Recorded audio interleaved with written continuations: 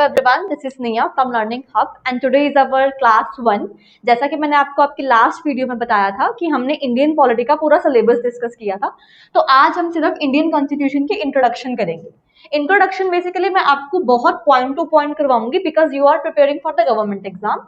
हम ज्यादा in brief नहीं जाएंगे क्योंकि आपको थ्योरेटिकली वहां पे कुछ नहीं करना। इट्स जस्ट कि आपको इस चीज के कंसेप्ट क्लियर होने चाहिए ताकि जब आपके पास वहां एग्जाम आए you can just pick the right answer. ठीक है, तो मेरी ट्राई यही रहेगी कि मैं आपको बहुत पॉइंट टू पॉइंट सारा सिलेबस फाइंड अप करवा दूं।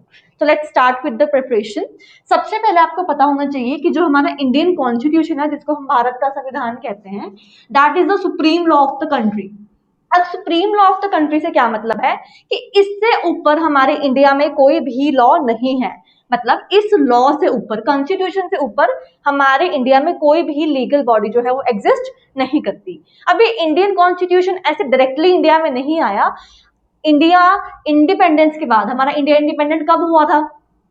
1947 में इंडिया को क्या मिली थी? इंडिपेंडेंस मिली थी, जिसमें कि हमारी 2 नेशन स्टेट्स डिवाइड हो गई थी, एक इंडिया और एक पाकिस्तान। 1947 के पार्टीशन के बाद ये डिसीजन लिया गया कि अब इंडिया को एक ऐसी बॉडी की जरूरत है जिससे इंडिया को उनके रूल्स एंड रेगुलेशंस, उनके राइट्स और उनकी अथॉरिटीज मिल सके, ताकि कल को इन फ्यूचर कोई आके हमारे ऊपर रूल ना कर पाए। तो इसीलिए इस डिमांड को देखते हुए इंडियन कॉन्स्टिट्यूशन का बर्थ हुआ। अब इंडियन कॉन्स्टिट्यूशन अडॉप्ट कब किया गया था? हमारा 26 नवंबर 1949। 1947 में जो हमारा इंडिया है वो क्या हो गया? आजाद हो गया, इंडिया को फ्रीडम मिल गई। और उसके बाद कुछ सालों बाद ही 1949 में क्या हुआ? जो हमारा इंडिया था उसका जो कॉन्स्टिट्यूशन है वो अडॉप्ट कर दिया गया। अब 2 डेट्स में इसमें बेसिकली जो है वो कंफ्यूजन रहती है। एक डेट है हमारी 26 नवंबर और एक डेट है हमारी 26 जनवरी। Now the question is this कि इन दोनों डेट्स में डिफरेंस क्या है? क्या डिफरेंस है इन दोनों डेट्स का? सो जो 26 नवंबर है उसमें सिर्फ अडॉप्शन हुई थी कि ये हमारे रूल्स एंड रेगुलेशंस होंगे, ऐसे ऐसे करके ये सब चीजें हमारी इंडिया में जो है वो फॉलो की जाएंगी। लेकिन एक्चुअल में इन्फोर्समेंट उन रूल्स की कब हुई? वो हुई 26 जनवरी 1950 में। एनफोर्समेंट से आप क्या समझते हैं कि अब लोगों को ये कानून मानने ही पड़ेंगे। जो हमारा टाइम था एडॉप्शन का, एडॉप्शन में क्या था कि कानून आ गए कि ये सारे कानून होंगे, लोगों को पता चल गए कि अब हमारे भारत में ये सारे कानून किए जाएंगे। उसके बाद लोग अब इन कानूनों को मानेंगे कब? ये एनफोर्स कब किए जाएंगे? तो वो 26 जनवरी 1950 को हमारे इंडिया के कॉन्स्टिट्यूशन की क्या हुई? एनफोर्समेंट हुई। उसके बाद हमारा नेक्स्ट टॉपिक आता है ड्राफ्टिंग कमेटी। अब ये ड्राफ्टिंग कमेटी क्या थी? इंडियन कॉन्स्टिट्यूशन ऐसे ही डायरेक्टली नहीं बन गया कि आज इसका आइडिया आया और कल ये बन गया, नहीं। इसको बनाने के लिए बहुत पर्टिकुलर टाइम लिया गया, पर्टिकुलर डेज लिए गए, पर्टिकुलर लोगों के सजेशंस लिए गए, तब जाके इंडियन कॉन्स्टिट्यूशन बना। अब ड्राफ्टिंग कमेटी बेसिकली क्या है? ड्राफ्टिंग कमेटी एक ऐसी कमेटी है जिसने इंडियन कॉन्स्टिट्यूशन का ड्राफ्ट तैयार किया। ड्राफ्ट मतलब इंडियन कॉन्स्टिट्यूशन का एक आउटप्रिंट दे दिया गया कि इंडियन कॉन्स्टिट्यूशन में ये सारी चीजें रखी जाएंगी, ऐसे फॉलो किया जाएगा, ये सस्पेक्ट्स होंगे। तो उस ड्राफ्ट को लोगों को दिखाया गया, समझाया गया। जब वो ड्राफ्ट लोगों ने अप्रूव किया, गवर्नमेंट ने अप्रूव किया, उसके बाद हमारे इंडियन कॉन्स्टिट्यूशन का क्या हुआ? बर्थ हुआ। सो बेसिकली ड्राफ्टिंग कमेटी एक ऐसी कमेटी है जिसने हमारे इंडियन कॉन्स्टिट्यूशन का जो ड्राफ्ट है वो प्रिपेयर किया था। अब इस ड्राफ्टिंग कमेटी के जो चेयरमैन थे वो कौन थे? डॉक्टर BR अम्बेडकर, जिनको हम फादर ऑफ इंडियन कॉन्स्टिट्यूशन भी बोलते हैं। Yes, you heard right. Dr. B.R. Ambedkar is also known as father of Indian Constitution. ये क्वेश्चन मोस्टली एग्जाम में रेपिडेटली बेसिस पे पूछा गया है। उसके बाद आता है आपका, अब जो कॉन्स्टिट्यूएंट असेंबलीज थी, कॉन्स्टिट्यूएंट असेंबलीज बेसिकली क्या होती हैं? अलग अलग असेंबलीज बनाई जाती हैं, अलग अलग एरियाज बनाए जाते हैं कॉन्स्टिट्यूशन के लिए।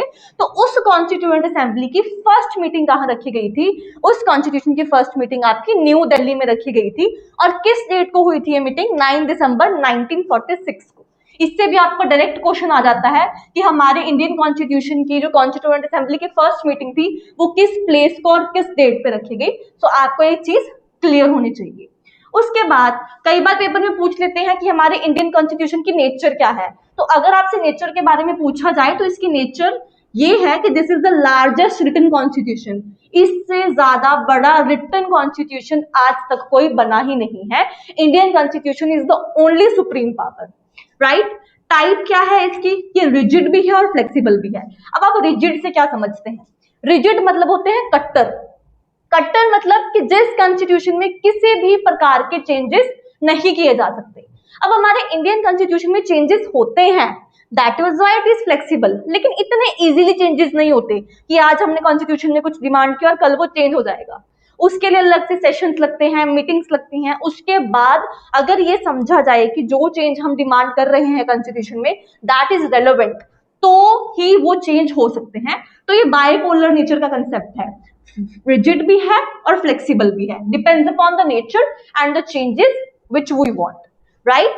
उसके बाद आपका आता है सोर्सेज ऑफ इंडियन कॉन्स्टिट्यूशन। अब ये इतना बड़ा रिटर्न कॉन्स्टिट्यूशन, इतना सुप्रीम कॉन्स्टिट्यूशन है, तो ये कहीं ना कहीं से तो लिया होगा।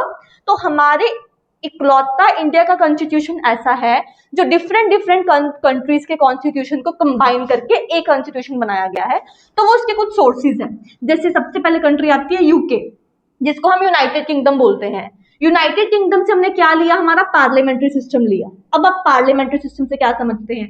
पार्लियामेंट्री सिस्टम बेसिकली जिसमें 3 सिस्टम इंक्लूड होते हैं, लेजिस्लेचर, एग्जीक्यूटिव और जुडिशरी। में भी आपने पहले कभी पढ़ा होगा, लेजिस्लेचर, एग्जीक्यूटिव और जुडिशरी ये पार्लियामेंट्री सिस्टम के अंदर आते हैं। और इसी पार्लियामेंट्री सिस्टम के अंदर हम 2 हाउसेस के बारे में भी आगे जाके पढ़ेंगे, जिसको हम बोलते हैं लोकसभा और राज्यसभा। ये कंसेप्ट हमारा कहां से लिया गया? यूनाइटेड किंगडम से लिया गया। उसके बाद एक और कंसेप्ट जो हमने यूके से लिया है वो है rule of law. Rule of law क्या कहता है कि कानून की निगाह में सभी इक्वल हैं, चाहे वो कितने भी रिच हो, कितने भी पॉलिटिकली स्ट्रांग हो, गरीब हो, अमीर हो, किसी भी कास्ट से बिलोंग करते हो, कोई भी कलर के हो, कानून को इस चीज से कोई भी फर्क नहीं पड़ता। अगर किसी अमीर ने गलती करी है तो उसको सजा वैसे ही मिलेगी जो इंडियन कॉन्स्टिट्यूशन में रिटर्न है। रूल ऑफ लॉ मतलब कानून की निगाह में सभी क्या है? इक्वल है। जो पार्लियामेंट्री सिस्टम के मैंने आपको 3 कंसेप्ट बताए, लेजिस्लेचर, एग्जीक्यूटिव, जुडिशरी, वो जब हम इसके बारे में इन डिटेल पढ़ेंगे तो मैं आपको एक्सप्लेन कर दूंगी। अभी मैं जस्ट आपको सोर्सेज बता रही हूँ कि हमने किस किस कंट्री से क्या क्या लिया। नेक्स्ट आता है हमारा यूएसए। यूएसए से हमें क्या मिला है? Fundamental rights. हमारे इंडियन कॉन्स्टिट्यूशन में टोटल 6 फंडामेंटल राइट्स हैं, उसकी लिस्ट भी मैं आपको नेक्स्ट डिटेल में बता दूंगी। तो वो फंडामेंटल राइट्स हमें किससे मिले हैं? यूएसए से। नेक्स्ट आता है हमारे पास आयरलैंड। आयरलैंड से हमें क्या मिले हैं? DPSP, that stands for directive principle of state policy. Fundamental rights और डीपीएसपी में सिर्फ एक ही डिफरेंस है कि जो फंडामेंटल राइट्स है ये जस्टिफाइबल है। अगर हमें हमारे फंडामेंटल राइट्स नहीं मिलेंगे तो हम आगे क्लेम कर सकते हैं कि हमें हमारे फंडामेंटल राइट्स चाहिए, सुप्रीम कोर्ट में जाके हम केस फाइल कर सकते हैं। लेकिन जो ये डीपीएसपी है, directive principle of state policy, ये जस्टिफाइबल नहीं है। इट मीन्स कि अगर हमें हमारे डीपीएसपी नहीं मिलते तो हम किसी को जाके कंप्लेंट नहीं कर सकते, हम कोई कंप्लेंट फाइल नहीं कर सकते। This is the only difference between these two. बाकी इनकी लिस्ट मैं आपको बता दूंगी डीपीएसपी कितने टाइप्स के होते हैं। नेक्स्ट आता है हमारे पास Germany.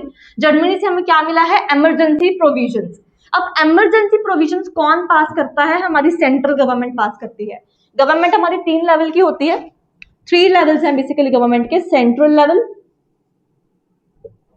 State level, local level. These 3 are the level। सबसे हाईएस्ट लेवल हमारा सेंट्रल गवर्नमेंट माना जाता है। उसके बाद हमारी स्टेट की पर्सनल गवर्नमेंट आती है, जैसे पंजाब की अलग है, हरियाणा की अलग है, हिमाचल की अलग है। लोकल में हमारे शहर आ जाते हैं, ठीक है। तो जो ये इमरजेंसी प्रोविजन है इसको कौन पास करता है? सेंट्रल गवर्नमेंट पास करती है। इस इमरजेंसी प्रोविजन का बेसिकली मेन क्या है, एम क्या है? हमारी कंट्री की सॉवरेनिटी, सेकुलरिज्म और इंडिपेंडेंस को प्रोटेक्ट करना। अगर कभी भी ऐसा फील हो रहा है कि जो कंट्री की इंडिपेंडेंस है या कंट्री में जो सॉवरेनिटी है, लोगों के पास फ्रीडम है, उसको कोई प्रॉब्लम आ रही है, तब जाके ये इमरजेंसी प्रोविजन जो है वो अलाउ किए जाते हैं सेंट्रल गवर्नमेंट की तरफ से। तो ये कंसेप्ट हमें कहां से मिला है? जर्मनी से मिला है। लास्ट उसके बाद आता है हमारे पास साउथ अफ्रीका। साउथ अफ्रीका से हमें कंसेप्ट मिला हुआ है अमेंडमेंट प्रोसीजर्स। हमारे इंडियन कॉन्स्टिट्यूशन में मल्टीपल ऑफ द अमेंडमेंट्स हैं और ये सारी अमेंडमेंट्स बहुत ज्यादा जरूरी हैं। इसकी मैं आपको अलग से एक लिस्ट बनवा दूंगी अमेंडमेंट्स की। इट्स जस्ट कि अभी मैंने आपको थोड़ा ओवरव्यू दिया है just in the short purpose. इन सभी की हम डिटेल पढ़ेंगे। पार्लियामेंट्री सिस्टम क्या होता है, लोकसभा राज्यसभा क्या होता है, अमेंडमेंट प्रोसीजर क्या है, सेंट्रल स्टेट लोकल में डिफरेंस क्या है, ठीक है, इट्स जस्ट एन ओवरव्यू जिससे आपको थोड़ा सा इस कंसेप्ट के बारे में आइडिया हो जाए। आई विल सजेस्ट यू कि आप इन सबके नोट्स बना लीजिए। आई एम डैम श्योर कि आपको इन सभी नोट्स में से कहीं ना कहीं एक आधा क्वेश्चन जो है वो पॉलिटिकल्स में जरूर देखने को मिलेगा। बाकी जो भी इसका कंसेप्ट है वो हम नेक्स्ट क्लास में डिस्कस करेंगे। Till then thank you so much.